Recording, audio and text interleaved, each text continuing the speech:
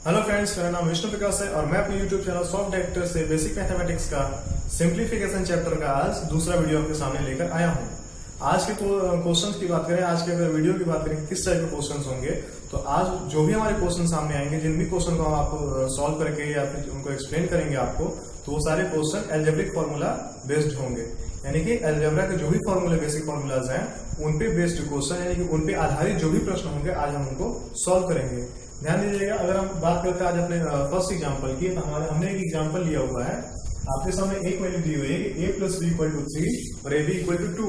ध्यान दीजिएगा, a plus B equal to 3 और a into B equal to 2। आपसे पूछ रहे हैं a square plus B square की वैल्यू। अगर ऐसे क्वेश्चन को सॉल्व करें तो ध्यान दीजिएगा, देखिए अगर हम a प्लस बी का स्क्वायर कर दें, हमारे सामने होगा a square plus B square plus 2ab। ठीक है, a प्लस बी की वैल्यू दिया है यहाँ से 3, ठीक है, स्क्वायर इक्वल टू, देखिए इसका पूछा था a प्लस बी के a square plus B square की वैल्यू, तो a square plus B square same रहेगा। 2 इंटू ए बी की वैल्यू दिया है 2, ठीक, तो ये हो गया 9 बराबर a square plus B square plus 2 दूनी 4, फिर a square plus B square equal to 9 minus 4 equal to 5। ये वैल्यू हो गई हमारी A square plus B square की। ध्यान दीजिएगा, जब भी आपको इस टाइप का क्वेश्चन दे जो कि सीधा सीधा आपको अलजेब्रा फॉर्मूला पे बेस्ड लगे, यानी कि देखिए ए प्लस बी की वैल्यू दिया था 3 और ए बी की वैल्यू दिया था 2 और आपसे पूछा है कि ए स्क्वायर प्लस बी स्क्वायर, ऐसे टाइप के क्वेश्चन हम क्या करते हैं कि सबसे पहले हम देखेंगे कि ये जो हमसे पूछ रहा है ये और जो हमारा गिवन है इस टाइप से, यानी कि इन दोनों से मिलता जुलता हमारा कौन सा अलजेब्रा का फॉर्मूला है। अगर हम यहाँ पे देखें तो a प्लस बी है, ठीक है, और यहाँ पे पूछा था a square plus B square का, यानी स्क्वायर है, यानी कि ये फॉर्मूला स्क्वायर बेस्ड है, ठीक, और आपके सामने a प्लस बी भी दिया हुआ है। जब हम a प्लस बी का अगर स्क्वायर करते हैं तो हमको ये टर्म भी मिलेगा और बाकी चीज जो टर्म मिलेंगे a प्लस बी, इसकी वैल्यू दी हुई है, और ये जो दूसरा हमारा ये दूसरा इसका जो तीसरा टर्म मिलेगा ये है ए बी, और ए बी की वैल्यू भी आपको क्वेश्चन में दी हुई है।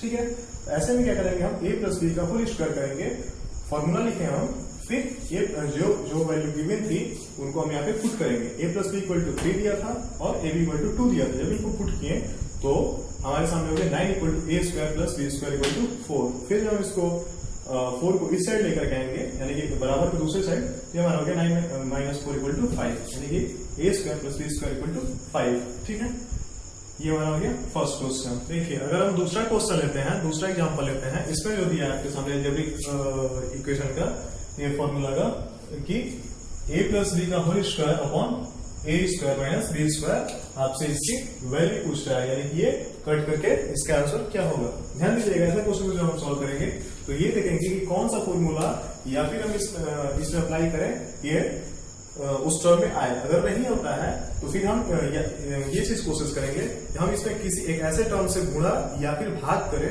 जिससे कि हमारा ये एक किसी सिंपल टर्म में कन्वर्ट हो जाए। यहां पे अगर हम बात करें तो यहां अगर हम देखिए ऊपर क्या है a प्लस बी का होल स्क्वायर और नीचे क्या है a square minus B square का। a square minus B square का फॉर्मूला हम लोग पढ़े हैं a माइनस बी और a प्लस बी।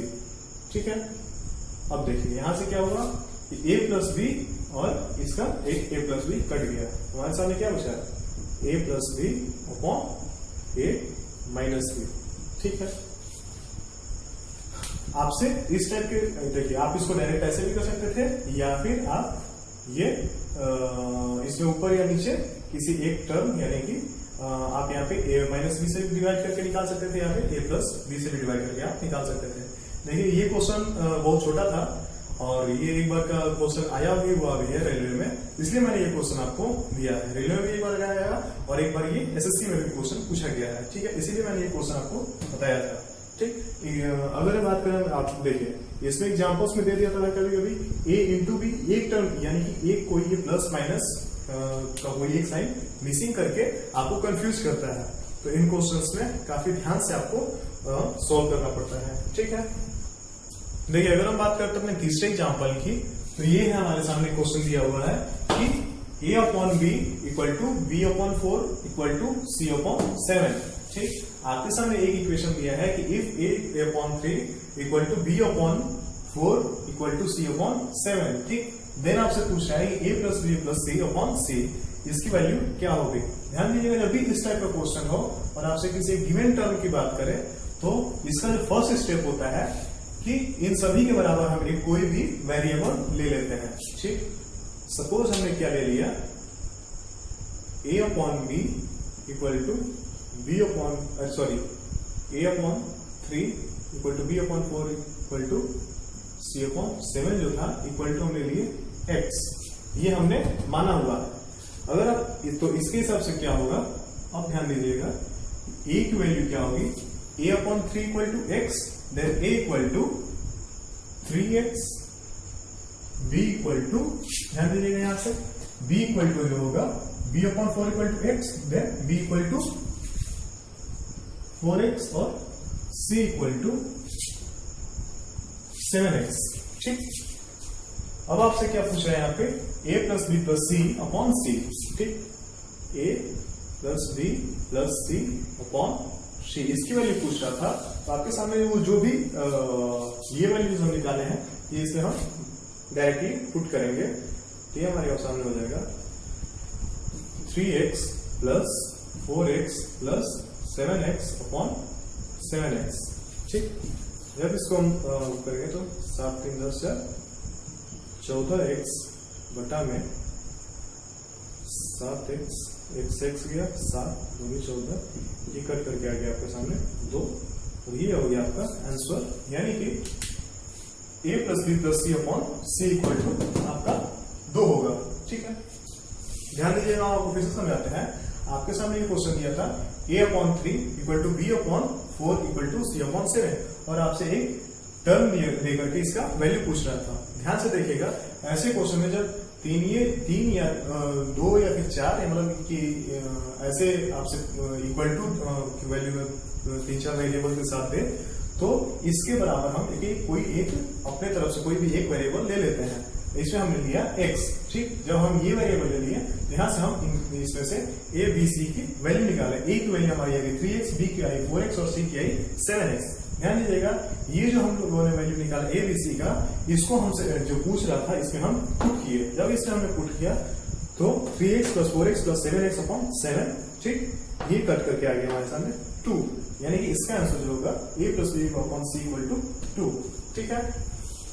अगर हम बात करते हैं अपने अगले एग्जाम्पल की, तो ये हमारे सामने एक एग्जाम्पल दिया हुआ है कि if a upon b equal to 3 upon 4, यानी कि एक कंडीशन आपके सामने दिया हुआ है a upon b equal to 3 upon 4, और दूसरी कंडीशन आपके सामने दिया हुआ है 8a plus 5b equal to 22, ठीक। आपके सामने दो कंडीशन दिया हुआ है और आपसे इन दोनों वेरिएबल्स में से एक वेरिएबल की वैल्यू पूछ रहा है, ठीक। तो देखिए, ऐसे क्वेश्चन को जब भी हम सॉल्व करते हैं तो फर्स्ट स्टेप होता है किसी एक को इसमें से हमको रिमूव करना होगा। जब हम उसको रिमूव करके दूसरे क्वेश्चन में उसकी वैल्यू पुट कर देंगे तो हमारे सामने जो हमारा आस्किंग वेरिएबल का वैल्यू है वो हमारा निकल जाएगा, ठीक है। देखिए, तो अब बात आता है कि इसमें से हम किसको रखेंगे और किसको हम किसकी जगह पे रखेंगे। तो ऐसे क्वेश्चन में क्या करेंगे कि यहाँ पे आपके सामने दिया है a, यानी कि आपसे a की वैल्यू पूछ रहा है, तो हमको a को रखना होगा, और जो दूसरा वेरिएबल हमारा b, उसको हमको चेंज करना होगा, ठीक। तो b की वैल्यू हम निकालेंगे a के टर्म में, b की वैल्यू a के टर्म में हम निकालेंगे, वो हमारा निकलेगा यहां से, ठीक। ये जो दिया है a upon b equal to 3 upon 4, यहां से अगर हम b की बात करें तो b की वैल्यू जो होगी वो होगी, देखिए b जाएगा यहाँ पे, ठीक। तो b की वैल्यू होगी a इंटू 4 अपॉन 3, या फिर 4 अपॉन 3a, ठीक है। देखिएगा, अगर हम आपको एक बार फिर से इधर समझा दें, a upon b equal to 3 upon 4 दिया हुआ था, ठीक। b को हमने भेजा यहाँ पे, तो ये हमारा हो गया a इंटू 4, क्रॉस मल्टीप्लीकेशन अगर आप देखें तो a into 4 equal to 3b, तो b equal to 4 upon 3a, यही 4 अपॉन 3a यहाँ पे है, ठीक है। अब हम यहाँ पे निकालनी है b की वैल्यू a के टर्म में। ध्यान दीजिएगा, b की वैल्यू a के टर्म में है, ठीक। तो हम इसको साइड में लिख लेते हैं, b equal to 4 upon 3 a, ये हमने b की वैल्यू a की टर्म में निकाल लिया हुआ है। ठीक है, अब हम ये जो हमारा गिवन दूसरा इक्वेशन था, इसमें हम इसकी वैल्यू पुट करेंगे। ये जो था हमारे सामने, ये है 8a plus 5b equal to 22। ठीक, तो 8a प्लस 5 इंटू, देखिए b की वैल्यू क्या दिया है, 4/3 है, तो 4/3 a इक्वल टू 22। ठीक, अब देखिए 8a इक्वल टू 5 चौके 20/3 a equal to 22।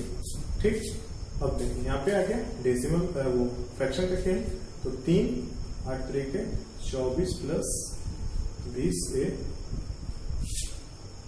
24a plus 28/3 equal to 22। ध्यान दीजिएगा a छूटने लगा है, फिर ये हो जाएगा 20 4 24 और 44/3 a इक्वल टू 22।